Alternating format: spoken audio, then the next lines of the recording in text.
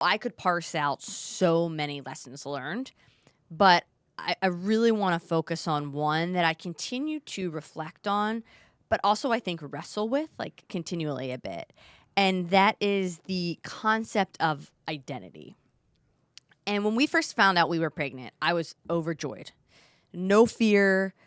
But as we got closer to Moxie's birth, and I talked to you about this as we got a little closer, there were definitely some fears that were popping up for me. And obviously, if anybody's going through a big life transformation, you're going to be a little fearful. It's just the unknowns. Mm-hmm.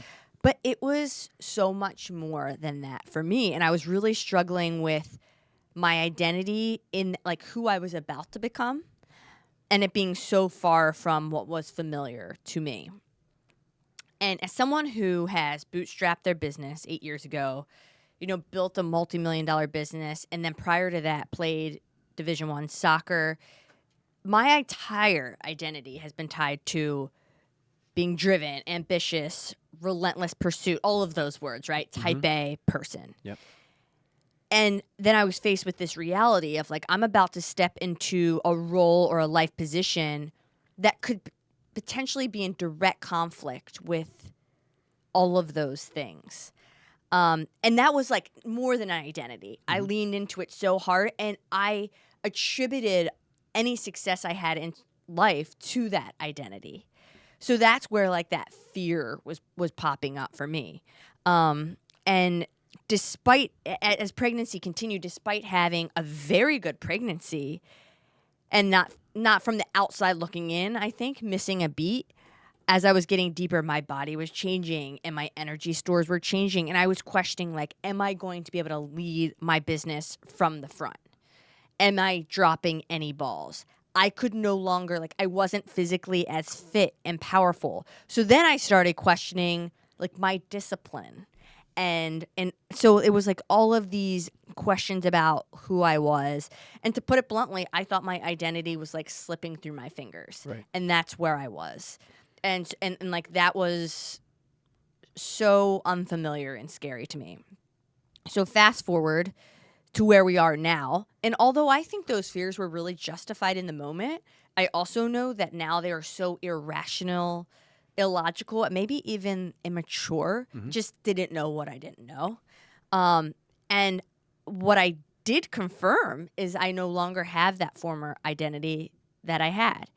And while it's not completely different, I've shed a lot of that identity and I've also built upon it and it's evolved so much. And I'm actually become someone who I'm much prouder of than I was then. Right. Well, I want to interject here because I just don't want to go on before we get on that.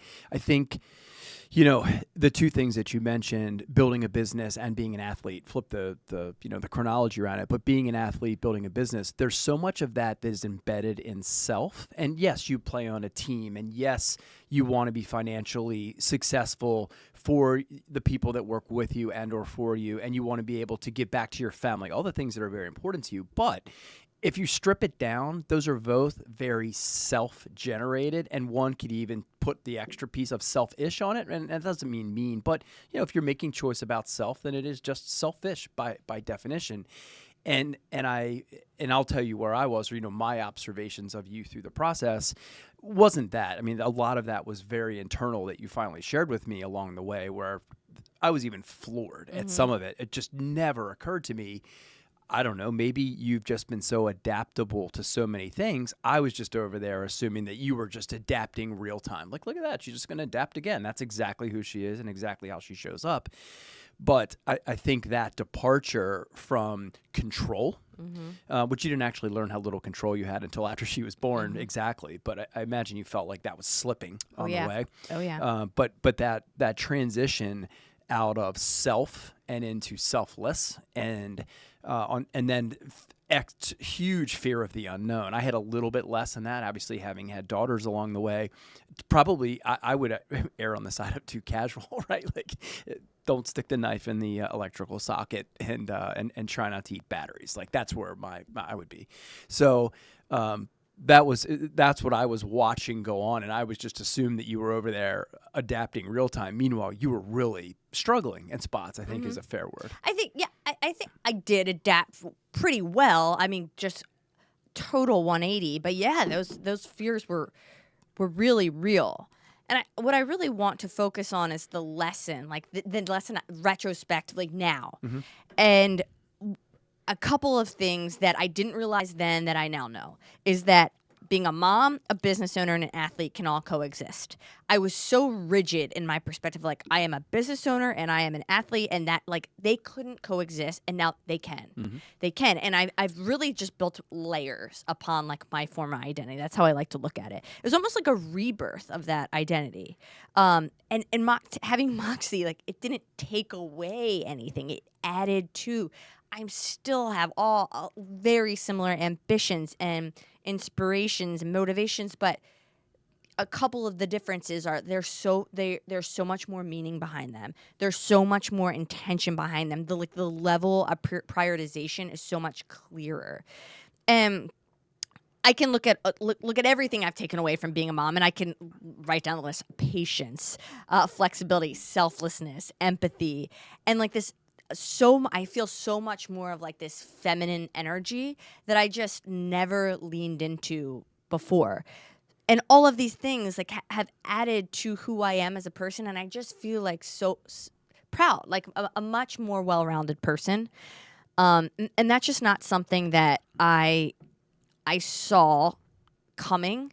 And like such a big lesson learned on the other side. And it's super relevant because I was listening to Rich Roll's podcast, and he had Mark Manson on, who wrote the book The Subtle Art of Not Giving a Fuck. Right. And Right. he got into talking about identity flexibility. And that for me was like, wait, that's even a thing? Like people are flexible in their identity? I knew as I was listening to it that I was so rigid that the concept of even like having a flexible identity is so flexible to me. I mean, foreign to me. And I was thinking that's what I would love moving forward, is to adapt more of that. Like I don't know why I was gripping so tightly onto that identity I have. It was for nothing. Like I was forced. It was like almost a forced change in my identity, but it has been incredible. I also feel like it's taken a lot of pressure off of me also, and I'm building something that's better than it was. And this idea of your identity is not static, even when you want to believe it is. It's not going to change, and it should evolve, and it's okay, and you can loosen those grips a little bit and still hold on to your core and what. You know, you're still going to have things you always identify with, but then you're going to have like different layers as you go. And that's been one of the most meaningful lessons learned in this entire experience that I only hope to continue to build off of. And it's like this narrative that I want to share with everyone, because I know there are a lot of people going through crossroads and they're unsure of how life's changes are going to shape them. And in the end, like you will probably come out as someone better than where you started. So that is like my biggest lesson learned.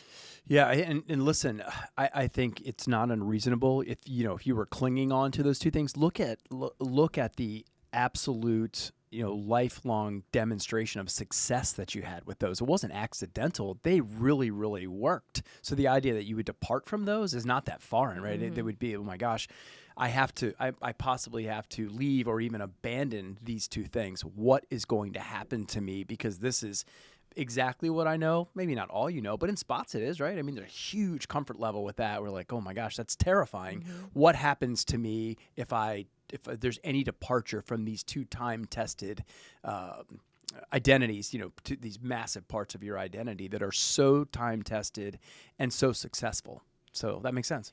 Yeah, and I really think I hit on exactly what I wanted to say there. And there are so many things to add on around that. And I think, like, I'm not sure if abandon is the right word. Like, there's so many things I'm still doing. But for instance, if I'm chasing a goal, it might be like I'm chasing it a different way, perhaps, because my life is so different. Well, you know now that you didn't have to abandon. I think in the moments up to it, it might have felt like you were going to be abandoning it, but you didn't have to. You learned to meld it all together such that 1 + 1 + 1 equaled 10. And the other thing, too, I will add on to this huge lesson learned in this identity concept is that I think we hold on to either out of safety to protect ourselves or because at one point in our life it did contribute to so much success. We hold on to things that don't serve us any longer. And I mean, obviously, the same things are not going to serve us through every chapter of our life, but we hold on to them. Mm-hmm. And there's a saying that Tim Ferriss always says, and I wish I meant to write it down and I didn't, but it's something along the lines of like, how are we complicit to the things we say we don't want or something like that.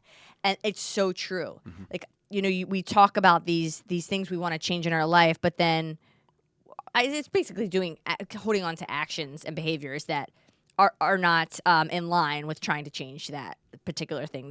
And I think that's exactly what we hold on to, these things that don't serve us. So I am going into 2025, I think, with such a bigger lens and perspective on this, and I will continue to remind myself that like it's okay to have a aesthetic identity. You don't want to be an amoeba and be someone that just like changes based on who you're with, but hold on to the things that serve you, get rid of the rest, and recognize like you're going to build on new identities, and that's a good thing.